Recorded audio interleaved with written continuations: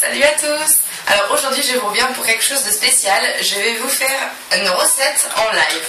Donc la recette que j'ai choisie, c'est une recette que j'ai fait il n'y a pas très longtemps qui s'appelle la crème catalane. Donc c'est une recette espagnole et en fait ça ressemble en fait à la crème brûlée. Et je suis super contente parce que c'est vraiment quelque chose que j'aime énormément, dont je n'avais pas la recette évidemment, je pensais même pas que c'était aussi simple à faire. Et vous allez voir, c'est vraiment super pratique quand on n'a pas beaucoup le temps pour cuisiner et tellement c'est rapide en fait. Je pense qu'il y en a pour à même pas 10 minutes, vous allez le voir. Alors déjà je vais vous présenter les ingrédients, enfin les ustensiles et ingrédients dont on a besoin. Alors pour commencer, je l'ai mis là pour l'instant parce que je m'en suis servi, donc il est à laver. Un verre mesureur évidemment.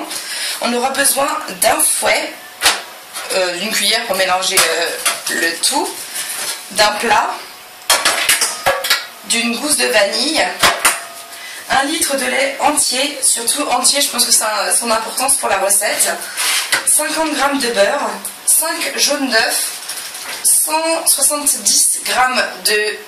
non, 70 g de maïzena et 175 g de sucre. Voilà, c'est tout ce dont on a besoin. Moi je vais rajouter du sucre vanillé, il faut que je le trouve. Je vais l'oublier.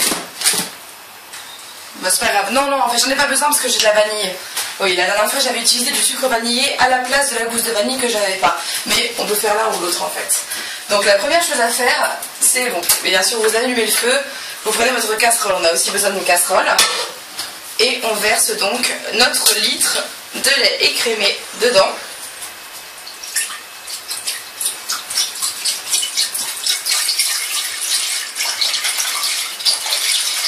Prévoyez une grande casserole parce que dans la casserole, si elle fait juste le litre de lait, ça va pas aller parce que dedans, après on va rajouter tout ce qu'on va mélanger, donc les œufs, la maïzena et tout ça. Donc si vous avez une casserole qui fait juste le litre de lait, vous allez être hyper bloqué après pour mélanger.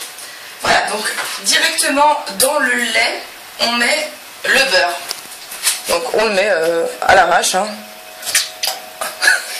Ça éclabousse et tout, c'est super.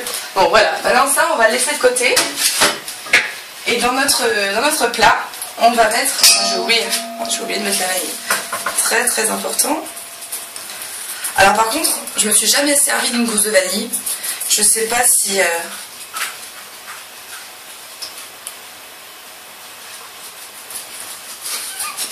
Je vais voir sa peau. Oui, je sais pas si on la... Je pense qu'on l'enlève à la fin de la cuisson. Enfin, évidemment, on la laisse pas, hein, mais je m'en suis jamais servi, donc ça va être l'occasion. En tout cas, ça sent super fort. Ça sent vachement bon. Donc, hop, je mets ça là-dedans. Et je pense que je vais le faire tenir comme ça. Voilà. Alors, donc, nous revoilà. Il faut mettre donc les 5 jaunes. Hop. Toute la maïzena, paf.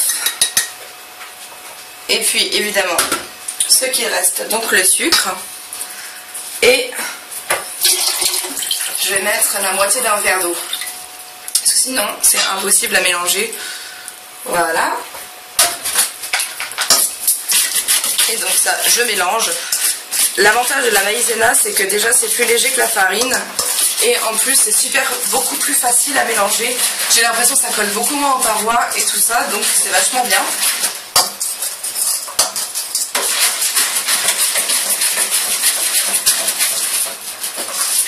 Bon, évidemment, hein, on a des grumeaux, mais notre fouet est là pour nous aider.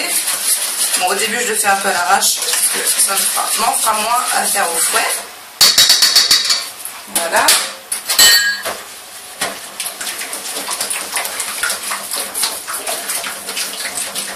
Vous pouvez le voir, je suis très douée avec le fouet.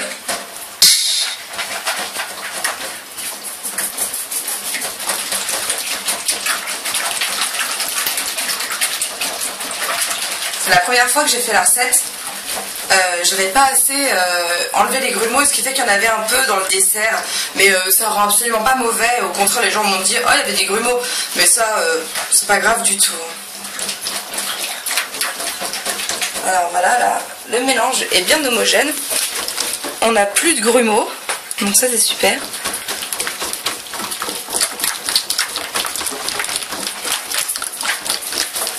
Voilà, maintenant je vais voir ce qui se passe du côté du lait avec le beurre.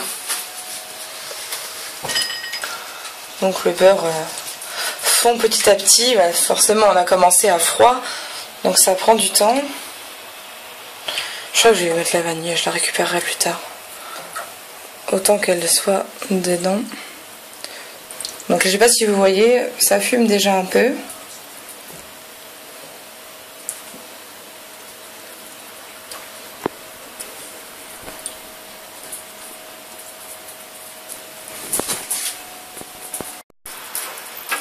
Voilà, donc maintenant le beurre est fondu. Il faut bien attendre que le beurre fonde, sinon ça s'incorporera mal en fait avec le reste.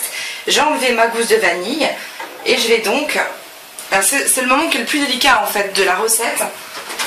Notre plat, là, enfin, le mélange qu'on a fait, on le met... J'ai baissé le feu aussi parce que si on met trop fort, il ne faut pas que le lait bout surtout. Donc il faut l'incorporer au lait qui est chaud, donc hop, et ensuite jusqu'à ce que ça épaississe, il faut le mélanger avec le fouet doucement, hein, jusqu'à ce que ça épaississe, et ça épaissit assez vite. Je pense que c'est le même principe un peu que la béchamel de toute façon, et donc on voit que ça épaissit assez vite, on le sent hein, avec notre fouet.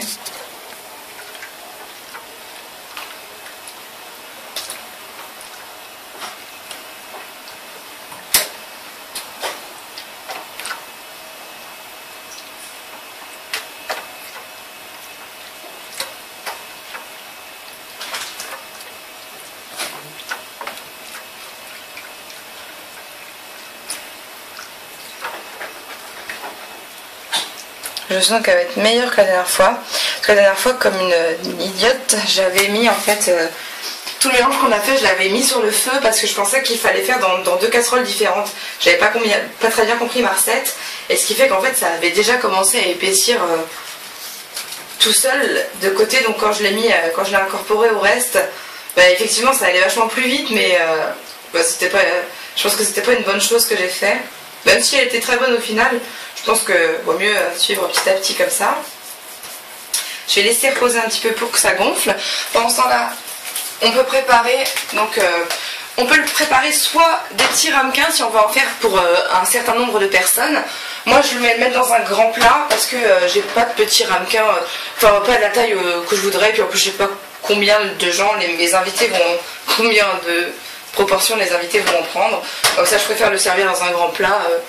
Je trouve ça plus convivial plutôt que de servir des petites portions où il n'y en a jamais assez.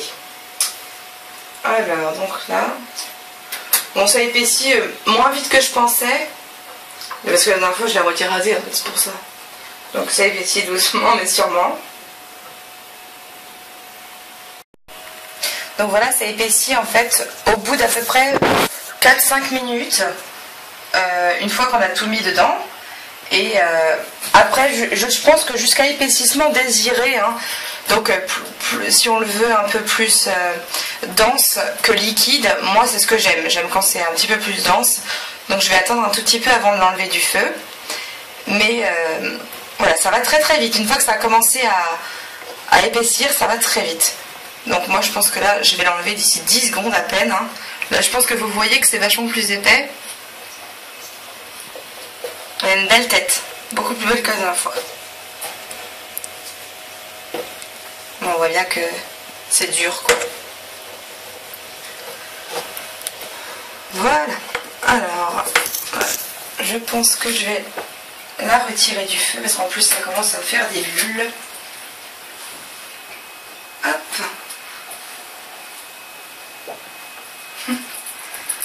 Voilà, alors donc maintenant il suffit plus que de verser dans le plat dans lequel on servira le dessert, donc vous voulez dire ou plat ou petit ramequin. Hop.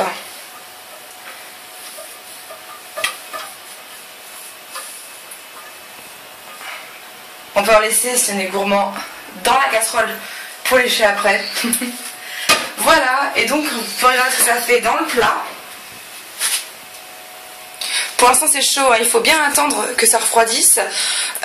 Soit on le met, moi je vais le mettre par exemple sur le rebord de la fenêtre si on n'a pas beaucoup de temps devant soi. Au frigo c'est vraiment déconseillé parce que c'est hyper chaud, hein, ça bouillait presque. Et voilà, sinon on le laisse refroidir un petit peu. On peut aussi le manger tiède, hein, j'imagine, comme une crème brûlée par exemple. Moi je pense que je l'aime dans tous les cas. Ça sent super bon et c'est vraiment très très très bon. Vous avez pu voir que c'est vraiment très très facile à faire aussi. Sinon je ne pourrais pas le faire parce que je suis vraiment pas une bonne cuisinière. J'espère que ça vous a plu cette petite recette. J'essaierai d'en faire de temps en temps quand j'aurai des bonnes petites choses à vous présenter. Gros bisous, à bientôt.